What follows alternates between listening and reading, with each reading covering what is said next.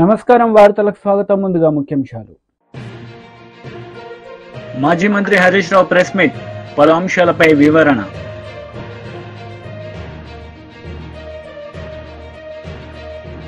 మాజీ మంత్రి Ambati Rambabu press meet, TDP నేతలపై fire. YCP leader Ambati Rambabu media సమావేశం నిర్వహించారు. ఈ సందర్భంగా పలు అంశాలపై ఆయన మాట్లాడారు. లోకేష్ గారు, నారా లోకేష్ గారు నిన్న ఒక ట్వీట్ చేశాడు. Z+ భద్రత ఉన్నా ఇంకా ఆ అభద్రత ఎందుకు జగన్? Z+ భద్రత ఉన్నా ఇంకా అభద్రత ఎందుకు జగన్? దాని ఏమంటే ఇప్పుడు జగన్కున్న భద్రత ఎంత అంటే Z+ భద్రత 58 మందితో సెక్యూరిటీ, 2 ఎస్కాట్ బృందాలు, 10 మంది సాయుధ గార్డులతో భద్రత, కాన్వాయ్లో 2 అత్యాధునిక ల్యాండ్ క్రూయిజులు, బుల్లెట్ ప్రూఫ్లు. చూడండి, ఆయన నిన్న ట్వీట్ చేశాడు. నేను అడుగుతా ఉన్నా, చంద్రబాబు నాయుడు గారు కుమారులు మీరు, మంత్రివర్గంలో సభ్యులు మీరు, ఎందుకని ఇన్ని పచ్చి అబద్ధాలు ఆడతారు? ఈ ధర్మమేనా? లోకేష్ గారు, మీకు ఇంకా బుర్ర వికసించినట్టుగా అనిపిస్తుంది. నిక్కర్లేసుకుని గోలీకాయలు ఆడుకునే పద్ధతుల్లో మీరు మాట్లాడుతున్నారు. ల్యాండ్ క్రూయిజులు ఉన్నాయా? చూపించాయా బాబు, నాకు తెలియకూడతా. లోకేష్ గారు, నారా లోకేష్ గారు, ఎడ్యుకేషన్ మినిస్టర్ గారు, జగన్మోహన్ రెడ్డి గారి కాన్వాయ్లో ల్యాండ్ క్రూయిజులు ఉన్నాయి అని మాట్లాడుతున్నాడు. ల్యాండ్ క్రూయిజులు ఉన్నాయంట. మా ఎక్కడ కనపడలేదు, నిన్న మొన్న తిరిగాం. ల్యాండ్ క్రూయిజులు ప్రభుత్వం సప్లై చేసిందా? బుల్లెట్ ప్రూఫ్ కార్లు, కార్లు ఏంది? బుల్లెట్ ప్రూఫ్ కార్లు ఎన్ని ఉన్నాయబ్బా? బుల్లెట్ ప్రూఫ్ కార్లు అంటే బహువచనం వాడావు కదా. ఒక్క బుల్లెట్ ప్రూఫ్ కారు ఇచ్చారు, అది కూడా లోపభూయిష్టమైనటువంటి కారు. షెడ్లో ఉండి బాగు చేయకోకుండా పంపించారు. మొదటి రోజున ఆయనతో పాటు నేను కూడా ప్రయాణం చేశాను. వినుకొండ వెళ్ళేటప్పుడు ఇక్కడే ఇంటి దగ్గర ఆ బుల్లెట్ ప్రూఫ్ కారు ఎక్కాం, సఫారీ. ఖచ్చితంగా టోల్ గేట్ యువతలే అనుకుంటా, అవతల గుర్తులేదు. వెళ్ళేటప్పటికి లోపల ఏసీ సరిగా రావడం లేదు, పైన వర్షం పడతా ఉంది, అద్దాలన్నిటికీ మంచు పట్టింది, దోవ కనపడటం లేదు, కుయ్యమని వెళ్తా ఉంది. వెళ్ళే పరిస్థితి లేదు. దిగి ప్రైవేటు వాహనంలో వెళ్ళవలసినటువంటి పరిస్థితి ఏర్పడింది. అక్కడ దాకా ఎందుకబ్బా? ఇవాళ కోర్టులో ఏమన్నారు? మీ న్యాయవాదే, ప్రభుత్వం తరపున న్యాయవాదే, ఏమండి ఆ కారు బాగోలేదు మాట నిజమేను, స్పేర్ పార్ట్స్కి ఆర్డర్ ఇచ్చాము, అవి వచ్చేదాకా కొత్త కారు పంపిస్తాం అన్నారు. ఏంది నారా లోకేష్ గారు, మీరు మాట్లాడే మాటలు, మీరు చేసే ట్వీట్లు, ఏం మాట్లాడారు మీరు? ఏం అంటున్నారు మీరు? ఇది బుల్లెట్ ప్రూఫ్ కార్లు అంట. ఎందుకండి ఇంత పచ్చి అసత్యాలను ప్రచారం చేసేటటువంటి ప్రయత్నం మీరు చేయటం చాలా దురదృష్టకరమని మనవి చేస్తున్నా. అలాగే ల్యాండ్ క్రూయిజులు అన్నారు. 10 మంది సాయుధ గార్డులతో భద్రత. అయ్యా, 10 మంది సాయుధ గార్డులతో భద్రత జగన్మోహన్ రెడ్డి గారు ఎమ్మట ఉండేది ఇద్దరు, 10 మంది కాదు. మీరు కేటాయిస్తే కేటాయించుండవచ్చు, వాళ్ళందరూ గార్డులు చుట్టుపక్కల ఉంటారు, ఇంటి చుట్టూరా. ఆయన వెంట ఎక్కడికన్నా వెళితే 2 మాత్రమే సెక్యూరిటీ ఆఫీసర్స్ ఉంటారు. మీరు ఏర్పాటు చేసినటువంటి విధానం అది.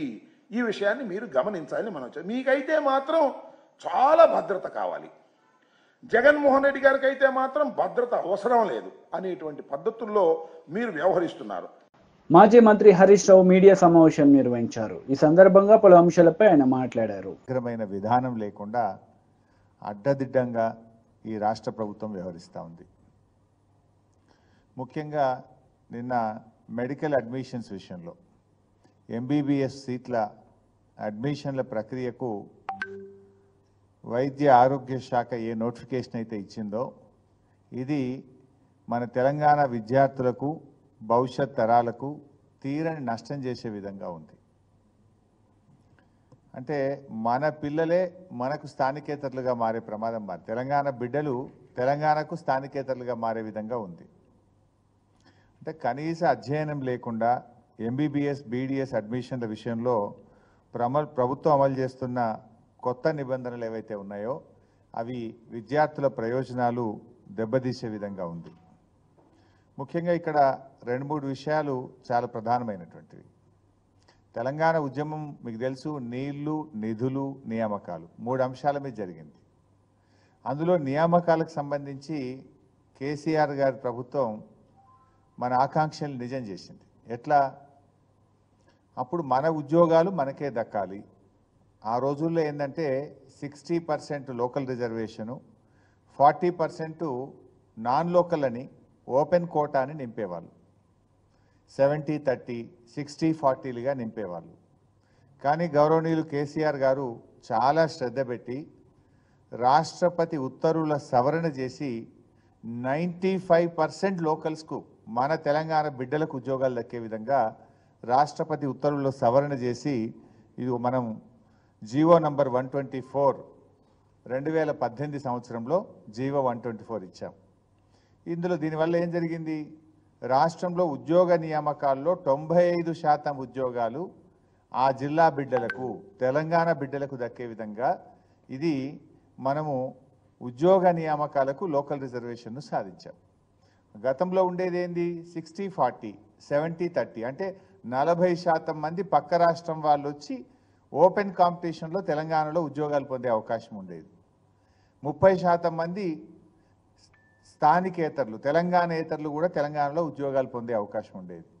కానీ ముఖ్యమంత్రి గారు స్వయంగా రాష్ట్రపతి గారిని కలిసి, ప్రధానమంత్రి గారిని కలిసి, తాను స్వయంగా ఢిల్లీకి వెళ్ళి కేసీఆర్ గారు 95% ఉద్యోగాలు తెలంగాణ బిడ్డలకు దక్కే విధంగా ఉద్యోగ నియామకాల్లో మేము సవరణ చేశాం. ఇది ఎప్పుడు? 2018లో జీవో 124 ద్వారా 95% ఉద్యోగాలు స్థానికులకు దక్కే విధంగా సాధించింది బీఆర్ఎస్ ప్రభుత్వం.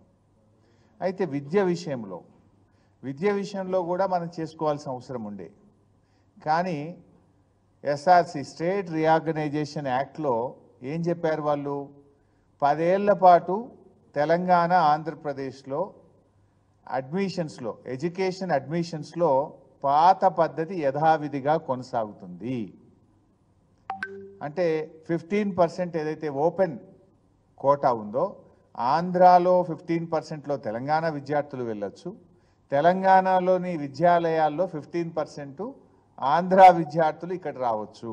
ఈ పద్ధతిని మరో 10 ఏళ్ల పాటు యథావిధిగా కొనసాగించాలని రాష్ట్ర విభజన చట్టంలో చెప్పారు. అందువల్ల దాన్ని మేము మార్చలేకపోయాం. మీకు ఇంకా బాగా అర్థం చేసుకోవడానికి, ఎందుకంటే ఇది చాలా ముఖ్యం.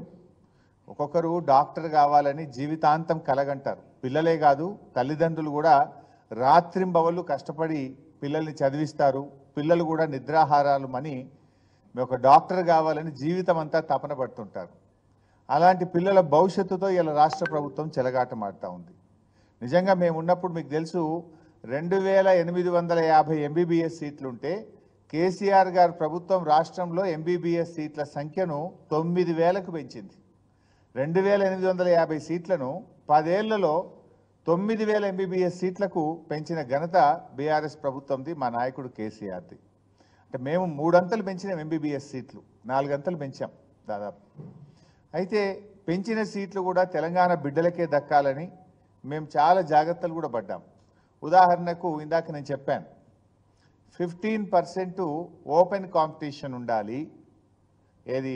మెడికల్ సీట్లలో కానీ, ఇంజనీరింగ్ సీట్లు కానీ అన్ని విద్యాలయాల్లో.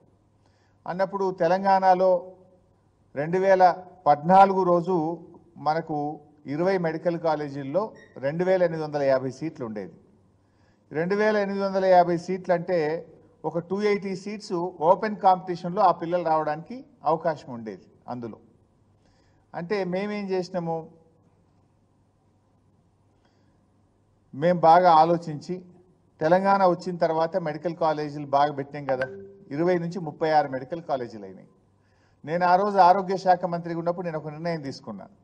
తెలంగాణ రాష్ట్రం వచ్చిన నాటికి ఎన్ని మెడికల్ కాలేజీలు ఉన్నాయో దాంట్లో మాత్రం. టీడీపీ లీడర్ మీడియా సమావేశం నిర్వహించారు. ఈ సందర్భంగా పలు అంశాలపై ఆయన మాట్లాడారు. 15-20 సంవత్సరాల నుంచి మనందరం ఈ మాట వింటూనే ఉంటాం. లేపాక్షి భూముల్ని రాజశేఖర్ రెడ్డి గారు ఎట్లా శ్యాంప్రసాద్ రెడ్డికి ఏమంటారు మొత్తం ఇచ్చింది. ఇందు శ్యాంప్రసాద్ రెడ్డి గారు ఏ విధంగా దాన్ని కొదవబెట్టింది, ఇవంతా పాత స్టోరీలు మనం చాలాసార్లు చూసాం. సో ఇవంతా కోర్టులకు ఎక్కింది, ఈ ట్రిబ్యునల్లో ఉన్నాయి రకరకాలు.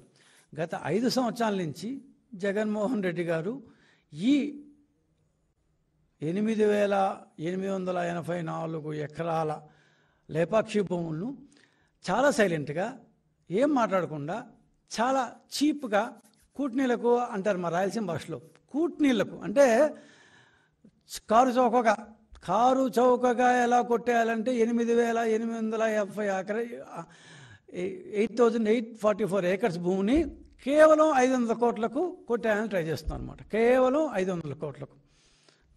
సో ఇష్యూ ఏంటంటే మొత్తం 8,844 ఎకరాల భూములు 5,811 ఎకరాలు అసైన్ భూములు, మిగిలిన 3,032 ఎకరాలు ప్రభుత్వ భూములు. రాజశేఖర రెడ్డి గారు చాలా ఉదారంగా చాలా పెద్ద సైన్స్ అండ్ టెక్నాలజీ సిటీ ఏర్పాటు చేస్తాను ఇందు శ్యాంప్రసాద్ రెడ్డికి ఇవ్వడం, ఆయన దాన్ని కుదవబెట్టడం, ఆయన దాన్ని దివాలా తీయడం, ఆ తర్వాత ఈడీ ఆ భూముల్ని అటాచ్ చేయడం, శ్రీ జగన్మోహన్ రెడ్డి గారిని ఆ కేసులో A1గా A2గా మన విజయసాయి ఎట్లా ఉంటాడు ఇప్పుడు ఆయన్ని ప్రవేశపెట్టడం, వాళ్ళిద్దరి మీద కేసు బుక్ చేయడం, ఆయన జైల్లో ఉండడం, బెయిల్ తీసుకొని రావడం, ఇవంతా జరిగాయి.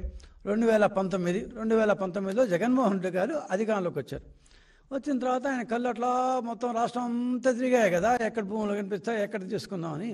ఈ 8,844 ఎకరాల్లో 4,190 ఎకరాలు అనుకుంటాను మొత్తం అప్పట్లో ఇందు శ్యాంప్రసాద్ రెడ్డి బ్యాంకుల్లో కుదవబెట్టి లోన్ తీసుకున్నాడు. దాదాపు 4,000 కోట్ల రూపాయలు లోన్ తీసుకున్నాడు. ఆ లోన్లో కట్టలేదు.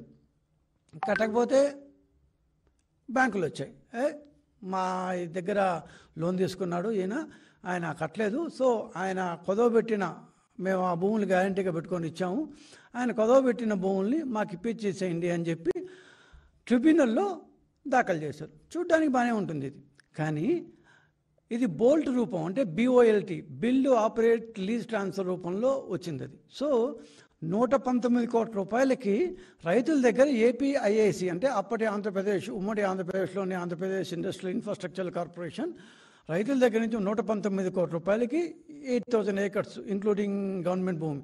సో కొని టోటల్ 8,000 ఏకర్స్, దానిలో 5,811 ఏకర్స్ని కొని మొత్తం ఆ ల్యాండ్ పార్సల్ని ఎందుకు ఇచ్చింది. ఓనర్షిప్ ఇవ్వలేదు, ల్యాండ్ నువ్వు వాడుకో, అక్కడ పరిశ్రమ స్థాపించు అని చెప్పించింది. ఈయన రాజశేఖర గారి గవర్నమెంట్లో హ్యాపీగా దాన్ని బ్యాంకులు కుదవబెట్టారు. ఆ బ్యాంకుల్లోని దొంగ వెధవలు ఎవరో, బ్యాంకుల్ని దొంగ వెధవలో నేను తిడుతున్నా. అది వాడి భూమి కాదు, హిందూ భూమి కాదు, అది గవర్నమెంట్ లీజుకి ఇచ్చిన రైతుల భూమి, అది గవర్నమెంట్ భూమి. అది దాన్ని కుదవబెట్టుకున్న 4,000 కోట్ల రూపాయలు ఇచ్చిన ఆ మహా మేనేజర్లు ఎవరో అప్పటి బ్యాంక్ మేనేజర్లు. సరే అయిపోయింది. ఆయన భూమి కాని భూమిని కొత్త పెట్టేసుకొని ఆయనకి 4,000 కోట్లు ఇచ్చారు, ఆయన దివాళా తీశారు. వీళ్ళు వచ్చి మా భూములు మాకు ఇప్పించండి, మా యొక్క అప్పులు మాకు ఇప్పించండి, లేకపోతే మాకు ఆ భూములను ఇప్పించండి అని వైసీపీ లీడర్ మీడియా సమావేశం నిర్వహించారు. ఈ సందర్భంగా పలు అంశాలపై ఆయన మాట్లాడారు. అది కూడా మాదే కుట్ర అంటూ ఉన్నారు. రికార్డులు తగలబెడితే అవే రికార్డులు MRO ఆఫీసుల్లో ఉంటాయి, RDO ఆఫీసుల్లో ఉంటాయి, కలెక్టరేట్లో ఉంటాయి, సెక్రటరియట్లో ఉంటాయి. మరి వాటిని అన్నింటినీ కూడా కుట్ర కోణమని ఏ విధంగా చెప్తా ఉన్నారో నాకు అర్థం కాదు. మరి ప్రభుత్వం కూడా మేము మొత్తం డేటా అంతా రిట్రీవ్ చేశామని చెప్పి కూడా చెప్పుకొచ్చింది. ఇందులో కుట్ర ఏముంది, మేము చేశామని ఎలా చెప్పుకోగలుగుతున్నాం? మీ పార్టీ కార్యకర్తలను నాయకులను అడ్డం పెట్టుకొని వాళ్ళ చేత తప్పుడు ఫిర్యాదులు చేయించుకొని మాపై బురద దల్లే ప్రయత్నం మీరు చేస్తూ ఉన్నారు. ఎలాంటి ఆధారాలు లేకుండా కొంతమంది అధికారులు అత్యుత్సాహం చూపుతూ ఉన్నారు. మరి వాస్తవాలు మీ దగ్గర ఉంటే, ఆధారాలు ఉంటే తప్పకుండా వాటిని నిరూపించండి. లేదంటే తప్పుడు ఆరోపణలు చేసి చంద్రబాబు ఉచ్చులో తగులుకోవద్దండి అని చెప్పి నేను అధికారులను కోరుతా ఉన్నాను.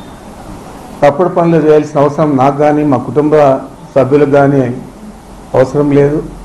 నేను 7 సార్లు శాసనసభ్యుడిగా ఉన్నాను. మా కుమారుడు 3 సార్లు పార్లమెంట్ సభ్యుడు, మా తమ్ముడు 2 సార్లు శాసనసభ్యుడు. మరి ప్రజాదరణ అభిమానం ఉంటేనే ఇన్నిసార్లు రాజకీయాల్లో కొనసాగుతామని చెప్పి వారికి ప్రత్యేకంగా చెప్పనక్కర్లేదు. మరి మా పేరుతో ఉన్న భూములు, ఇతర ఆస్తులన్నీ కూడా ఎన్నికల అఫిడవిట్లో పేర్కొన్నాం. అఫిడవిట్లో పేర్కొన్న ఆస్తులు తప్ప మాకు ఏ ఆస్తులు కూడా లేవు. మరి మదనపల్లి కేసుకు సంబంధించి సిఐడికి అప్పగించిన, సిబిఐకి అప్పగించిన నాకు ఇబ్బంది లేదు. ఆ కేసుకు నాకు ఎటువంటి సంబంధం లేదు. కానీ వైసీపీ నాయకులపై కేసులు వేసి వారిని వేధించే ప్రయత్నం చేసేదే కాకుండా వారి ద్వారా నా పేరు చెప్పించే దానికి ప్రత్యేకంగా ఈ కుట్ర చేస్తూ ఉన్నారనేది ఈ రాష్ట్ర ప్రజలందరికీ కూడా తెలుసని చెప్పి కూడా మీకు మనవి చేస్తూ ఉన్నాను. గతంలో పుష్కరాల్లో చనిపోయారు చంద్రబాబు ఆధ్వర్యంలో. ఈ మధ్య ఎలక్షన్ అయిన తర్వాత చాలామందిని అతి దారుణంగా హత్యలు చేశారు. మరి చాలామంది చిన్న పిల్లలందరినీ కూడా మానభంగం చేశారు. మరి ఈ వీటిల్లో వేగవంతంగా మీ ప్రభుత్వం పనిచేసిందా? మరి ఏదో అక్కడ రికార్డులు కాలిపోయినాయి, ఆ అత్యవసరంగా పోవాలని చెప్పి హెలికాప్టర్ ద్వారా డీజీపీని పంపించి దీని మీద ఒక పెద్ద ఇది కేసు చాలా ప్రమాదం, ఇది ఈ రాష్ట్రం అంతా కూడా కూలిపోతుంది అని చెప్పే లెక్కలో మీరు చేశారు. ఏ రోజు కూడా మేము 50 సంవత్సరాల నుంచి రాజకీయాల్లో దాదాపు 74 నుంచి విద్యార్థి రాజకీయాల్లో, ఆ తర్వాత ప్రత్యక్ష రాజకీయాల్లో ఎప్పుడు కూడా DGP helicopter. BRS leader media సమావేశం నిర్వహించారు. ఈ సందర్భంగా పలు అంశాలపై ఆయన మాట్లాడారు. కర్రా అని బోగస్ కంపెనీలు, ఫ్రాడ్ కంపెనీలనే అనుకున్నాం, కానీ ఇప్పుడు ఒక కుటుంబ కంపెనీ కూడా వచ్చింది. ఉద్యమంలో కొట్లాడి, ఎన్నికల్లో నిలబడి, ఓట్లు తెచ్చుకొని, రికార్డు స్థాయిలో ఓట్లు తెచ్చుకొని, హరీష్ రావు గారు కానివ్వండి, కేటీఆర్ గారు కానివ్వండి, ఉద్యమంలో పాల్గొన్న కవిత గారిని కానివ్వండి, తీవ్రంగా కుటుంబ పాలన అని అటాక్ చేశారు. కానీ తెలంగాణ ఉద్యమంలో ఎక్కడ కూడా కనబడని, ఇప్పటి వరకు ఎలక్షన్స్లో కూడా పాల్గొనని, మరి పార్టీకి ఏమైనా పనిచేసిర్రో లేదో తెలియదు, కానీ ఒక దండుపాల్యం బ్యాచ్ అసలైన కుటుంబ పాలన, దోపిడి పాలన ఎలా కనబడుతున్నది. ఒక బ్యాచ్ ఏమో ఆస్ట్రేలియాలో ఉన్నది, అనుముల కొండలరెడ్డి గారి బృందంలో. ఇప్పుడే వస్తుంటే హైదరాబాద్ నగరంలో మొత్తం గోడల మీద పోస్టర్లు కనబడ్డాయి.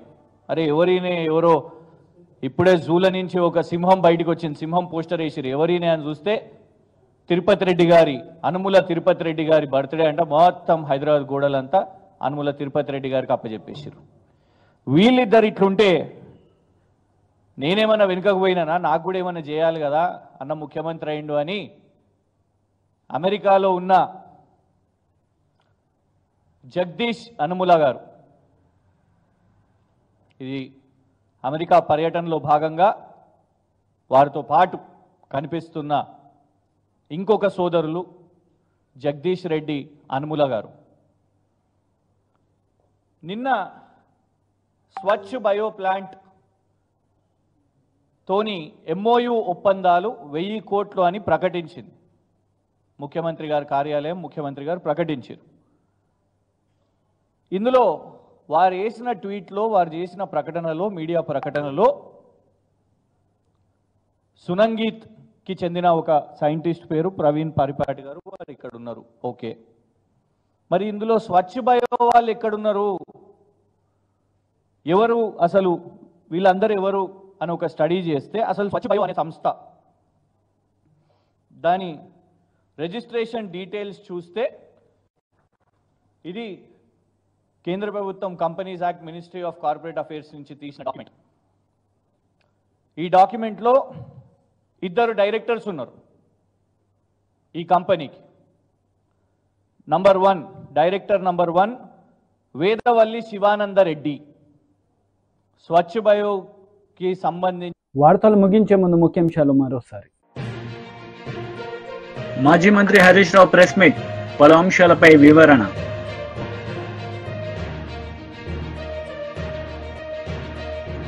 మాజీ మంత్రి అంబటి రాంబాబు ప్రెస్ మీట్, టీడీపీ నేతలపై ఫైర్. ఈ వార్తలు ఇంతటితో సమాప్తం. తిరిగి ప్రసారమయ్యే వార్తల్లో మళ్ళీ కలుద్దాం. అంతవరకు సెలవు. నమస్తే.